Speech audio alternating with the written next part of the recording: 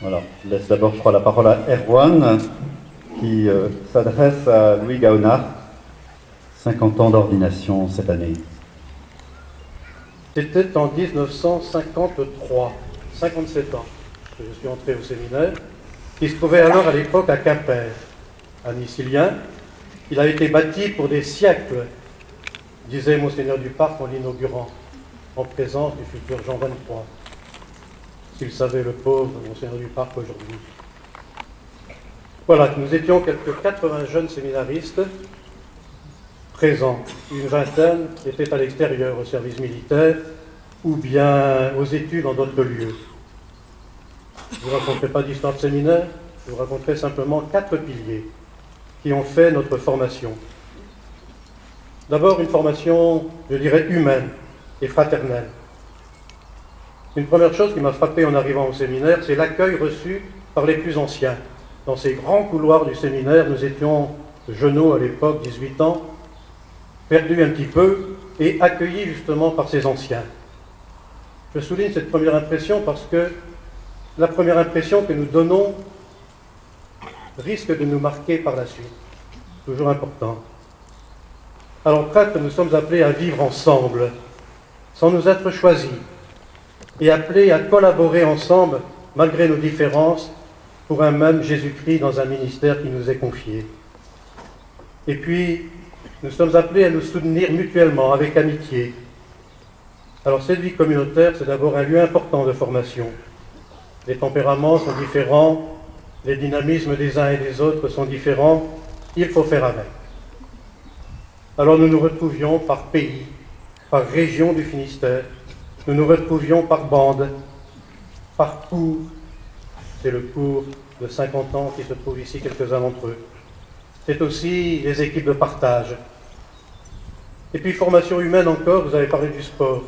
Je pense que notre corps a besoin. Vous verrez, lorsque vous aurez 3, 4, 5 célébrations dans la même journée, il faut tenir la distance. Et puis, 2 ans et demi de service militaire. C'était l'époque de la guerre d'Algérie. Avec des stages de travail par ailleurs, qui nous ont mis au contact de beaucoup d'hommes, de beaucoup de jeunes. Le monde des marailleurs à Concarneau que j'ai connu alors, les colonies de vacances. Tout cela pour nous apprendre à être libres, à être des hommes debout. Premier pilier. Deuxième pilier, la vie spirituelle. L'Eucharistie quotidienne, bien sûr, la prière liturgique des heures, la prière personnelle, l'initiation à l'oraison et à la lecture de la Bible, les conférences spirituelles, les récollections mensuelles, les retraites, l'accompagnement spirituel par un prêtre. Autant de chemins pour nous apprendre une plus grande intimité avec Jésus-Christ, car c'est de lui que nous aurons à parler toute notre vie. Et puis, c'était l'époque des années riches en recherche liturgique, qui nous passionnait. Nous étions sortis de ce temps où, au petit séminaire, on récitait le chapelet pendant la messe. Nous recherchions la qualité, la beauté de nos liturgies. Et c'était déjà la réforme liturgique qui était en route, avant même le Concile Vatican II. La réforme en particulier de la veillée pascale, qui retrouvait sa place la veille dans la nuit de Pâques, et non plus au matin du samedi saint. C'était toute la semaine sainte qui était réaménagée. Vous avez plusieurs d'entre vous vécu cette époque. C'était le chant des psaumes, avec les mélodies du Père Gélinou, du Père Deis. C'était le Centre national de pastorat liturgique qui se mettait en route. Et tous les responsables nationaux venaient jusqu'à notre séminaire pour quelques sessions de formation. Vous voyez, une période faste qui nous a donné le goût d'une liturgie belle et participative. Et puis, troisième pilier, la vie intellectuelle. Là aussi, une époque très riche, à la découverte de saint Thomas d'Aquin sans doute, mais surtout aussi des théologiens de l'époque, le père Congar, le père de Lubac, le père Hérine, toutes ces figures qui ont participé au Concile Vatican II. De nombreuses études sur l'Église, la christologie, la morale de la charité, et non plus du permis et défendu. Tout cela nous passionnait. et nous a marqués. Nous sentions déjà que quelque chose bougeait dans l'Église et qui a mûri quelques années plus tard avec le Concile Vatican II. Alors quelle joie pour nous tous lorsque, en janvier 1959, le pape Jean XXIII annonçait son intention de réunir un concile œcuménique. Ce concile, je l'ai vécu comme jeune prêtre. Vraiment, c'était un esprit nouveau qui soufflait sur l'Église. Alors, quatrième point, la formation pastorale. C'est au cours de la dernière année de séminaire, après déjà 6 bonnes années passées à l'intérieur du séminaire ou au service militaire, ordonnés diacres, nous participions déjà à la catéchèse dans les paroisses de Quimper. Nous sommes appelés de temps en temps à participer aussi à l'animation liturgique et à faire l'homélie dans telle ou telle paroisse. Et ordonnés prêtres, nous étions nommés vicaires stagiaires. Pour moi, c'était à Guipava. J'ai salué quelqu'un de Guipava tout à l'heure. Une formation alors en alternance. 3 jours au séminaire en début de semaine, 4 jours en paroisse. Et l'Action catholique était alors en plein essor dans le diocèse, avec des prêtres dynamiques. Et je reçois mission pour le monde ouvrier dans cette périphérie est de Brest. C'est le monde des enfants avec la CE, le petit patronage, les colonies de vacances, le monde des jeunes avec la JOC, le monde des adultes avec l'ACO, l'Action catholique ouvrière. Vraiment un dynamisme certain, et je remercie les prêtres plus anciens qui m'ont guidé sur ce chemin.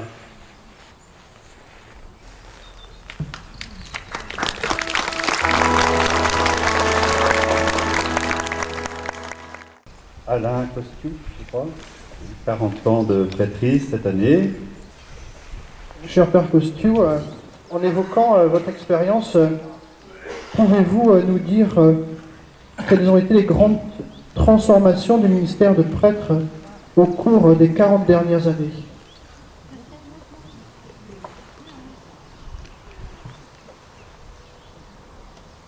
En 1970, l'année où j'étais ordonné, j'ai commencé comme vicaire à Briec-de-Lodé, au service pastoral du deuil aîné, principalement chargé des jeunes dans une équipe de 3 prêtres, plus 2 autres prêtres résidents presbytères.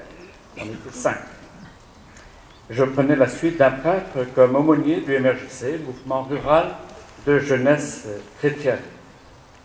Pour beaucoup d'entre vous, vous avez fait la JAC, la JACF. L'aumônier était celui qui soutenait les responsables, accompagnait les jeunes dans leur prise de responsabilité, les aidait à grandir dans leur vie, à donner sens à leur vie, à prendre leur place dans l'Église et dans la société. L'aumônier était aussi celui qui faisait le lien entre les jeunes et les parents, qui parfois étaient bousculés par leurs enfants. Et ça n'était pas toujours facile.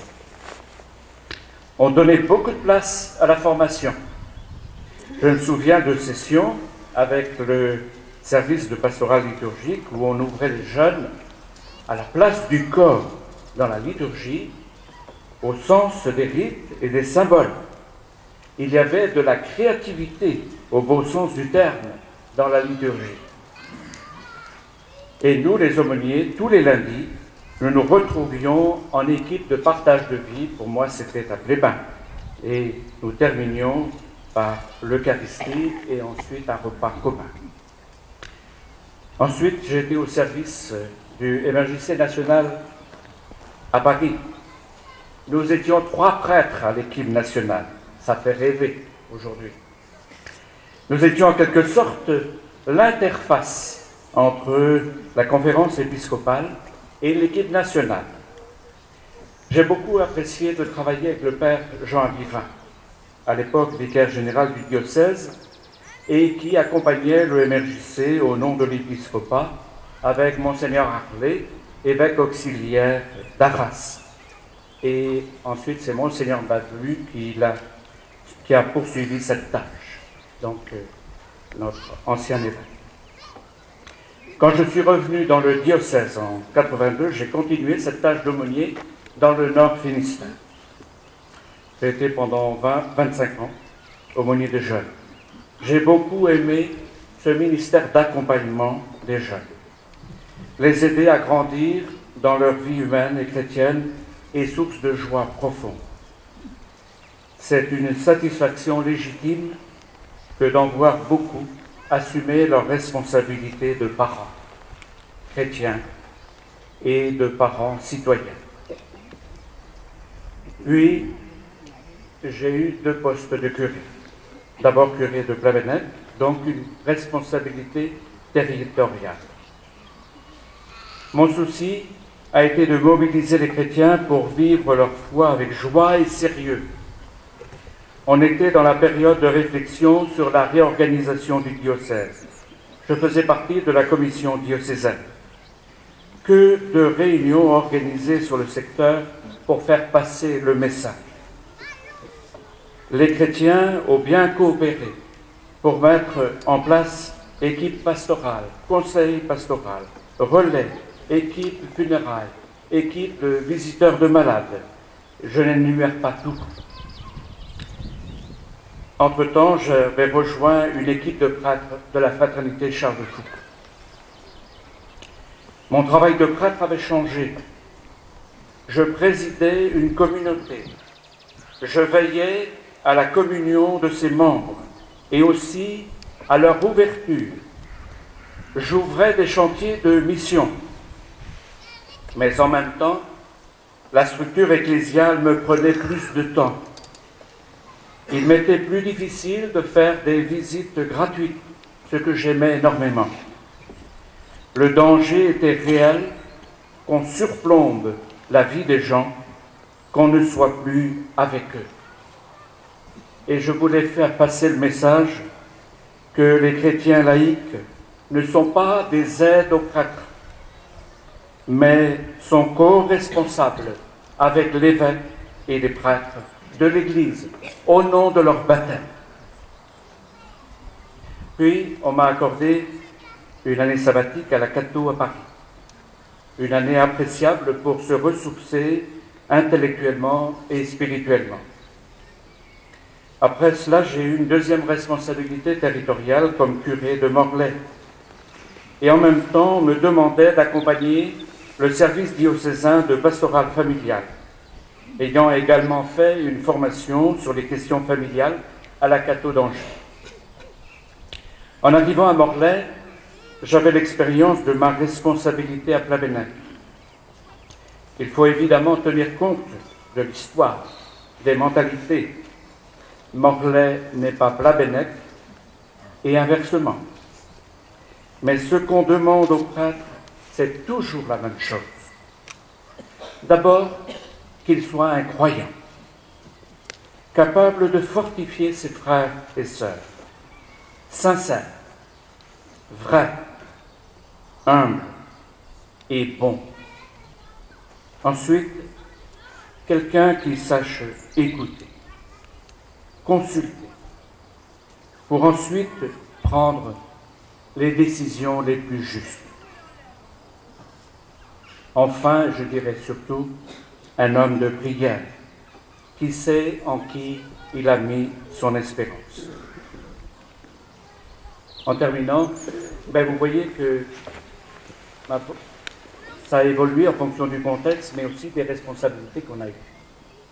En terminant, et c'est mon accompagnement au service des familles aujourd'hui qui me fait dire cela, aujourd'hui, dans un monde de plus en plus inquiet, on attend du prêtre qu'il apaise, qu'il conforte, qu'il donne des points de repère avec humanité et qui donne du goût aux chrétiens à vivre en Église, malgré toutes les difficultés que nous pouvons rencontrer, qu'il y ait de la joie à croire. J'aurais eu encore beaucoup de choses à dire, mais je crois que j'ai été assez long.